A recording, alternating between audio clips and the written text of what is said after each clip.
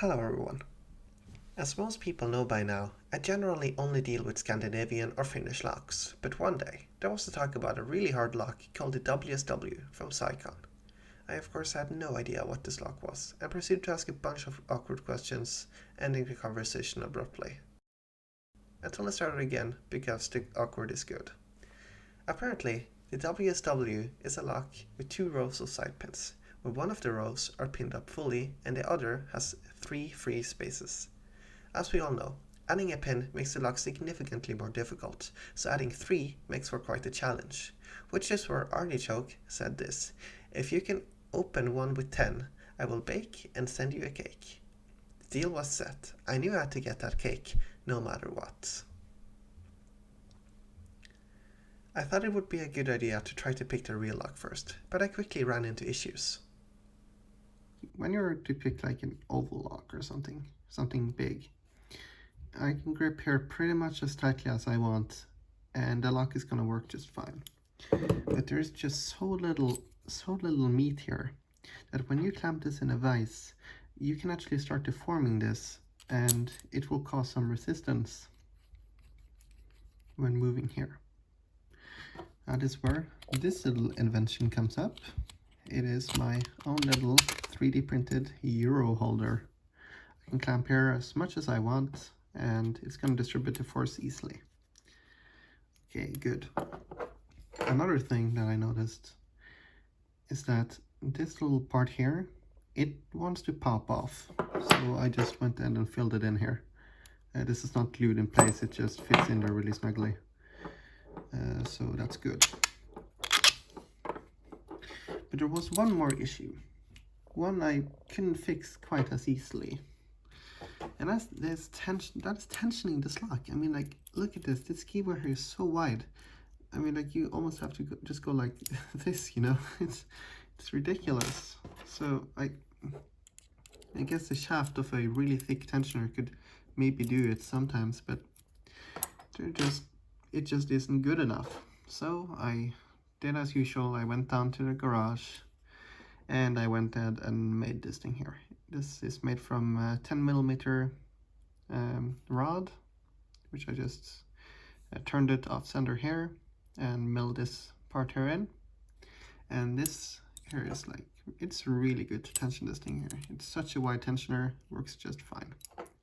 It's also it's also hardened so that it will last longer. Now another thing is that when you're actually picking the top pins on this lock here, it's really annoying. You can sort of pick from the warning, kinda, but it's really annoying. And so what I found is that if you just go and place your pick or your tensioner here, you can lever your pick of your tensioner, making for an easy and quick pick of the top pins. So that doesn't cut it either, because inside of here there are going to be side pins on both of the sides, and it's not enough to just use the side of a pick or something to try and pick them. And my DP pick doesn't really work either because of the warding. So I went down to the garage again and I made this thing here. Now it's a little bit crooked.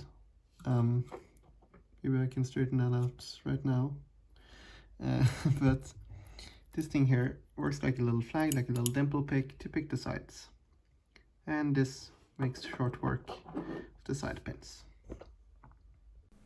With all my new gear, I got the standard WSW open, but decided not to upload it due to the sheer number of videos of the same lock being picked. But there was now hope. I filled in the 3 last pinholes and got to work.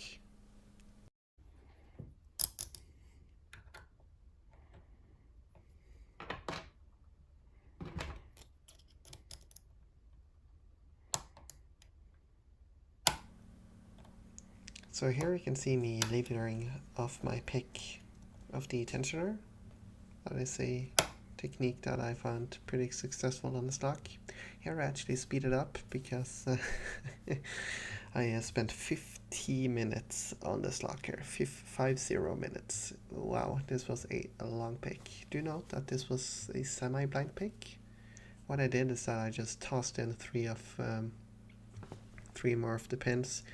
I, the key didn't really work. I don't really care about that. It doesn't really have to. So this was like a semi-blind pick. I didn't know where anything was going to be. So I guess 15 minutes or something came to decode it. That went pretty simple, straightforward. It's not really that hard to decode this particular lock. But dialing it in after you know where everything was supposed to go, that was hard. The thing is that once you set one pin, 2 more pins dropped, and it just kept going forever. Wow, I was really frustrated. If you watch the whole clip, you can maybe see me swearing a little bit at it, because pin number 3, oh, that pin, that one pin, it was so annoying, really, really annoying, really annoying pick, and I think what made this locker just so much more annoying is that once you set some of the sliders up higher, the spring tension gets higher. You know, it's the spring constant, kx. More force, the more you push them. So if you like set a pin up all the way, pin number 3 was supposed to get up pretty high. Once you move one pin that is like a little bit further down, then it just falls right back down again, and just kept happening all the time. I was getting really, really frustrated at it. But I did eventually get it open, and I'll see you guys back then.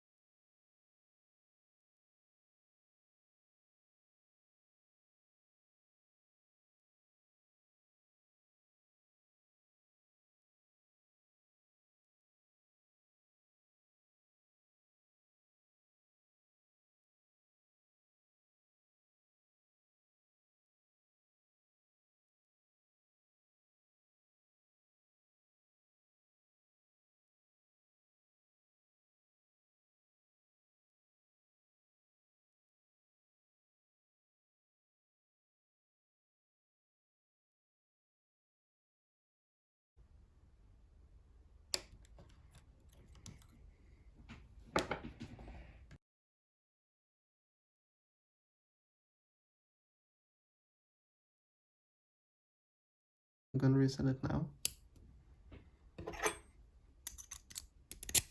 See, can I push it out with this key?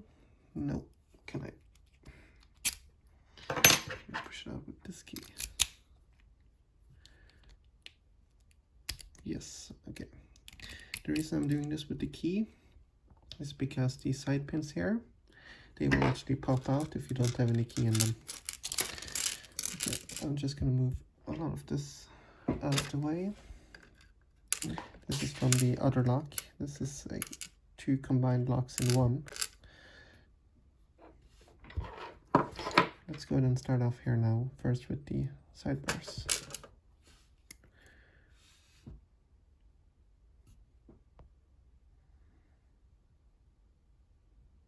Have the first one here. Gonna put that right there. Then we have the second one here. And also, it's not modified in any way. We have some side pin springs, sidebar springs.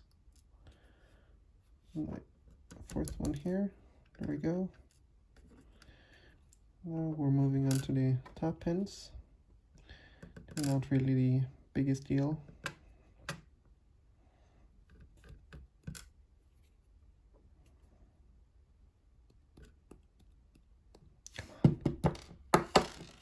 There we go. Just gonna put them right over here.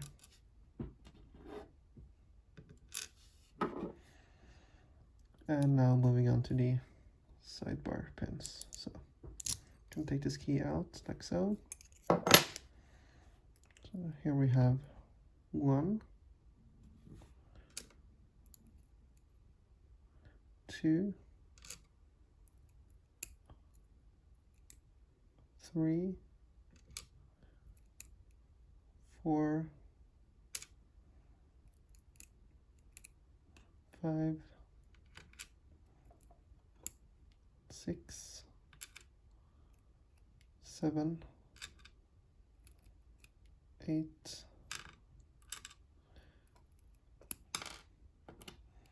9, 10 with their respective springs. We've all seen springs at this point, so I'm not really gonna go into them one by one. And of course we have the hole plug here. And let's take a look at the top pins. Ooh. Have 1, 2, 3. I have no idea what's going on in the background, by the way. 4, 5, and 6. Along with their respective springs. And that is the WSW with 10 sliders picked and gutted. See you all in part 2.